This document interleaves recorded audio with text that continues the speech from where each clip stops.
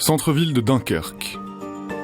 Une équipe de la brigade mobile de recherche de Lille, spécialisée dans la lutte contre le trafic de personnes, file discrètement un bus gratuit de la compagnie locale de transport. À l'intérieur, 3 Irakiens, accompagnés d'un personnage rapidement identifié par les policiers français comme un probable passeur. Ils n'interviennent pas, ils sont là avant tout pour prendre des informations. Un peu plus tôt, ces jeunes hommes ont débarqué à la gare ferroviaire. Pour certains, ils se tiennent prêts à passer en Angleterre. D'autres peuvent aussi rentrer d'une tentative de passage avortée cette nuit.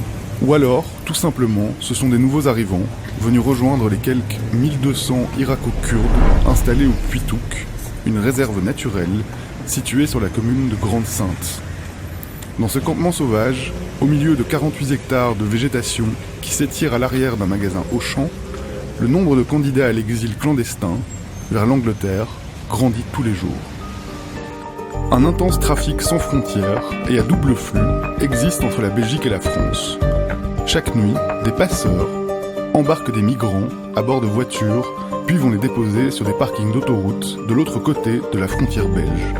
Une bonne partie d'entre eux, cachés dans les camions, remontent ensuite sur les ports calaisiens et dunkerquois.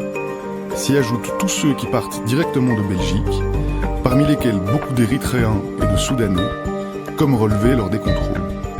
Oui, effectivement, le cas classique, c'est être pris en charge sur des endroits un peu plus éloignés de ce camp par les passeurs, afin effectivement ensuite les véhiculer soit sur les aires des Hauts-de-France, soit sur les aires de l'ouest de la France ou forcément également en Belgique. Notre travail de filière en profondeur qui ont permis de démanteler pas mal de réseaux, donc c'est peut-être également la peur d'être intercepté.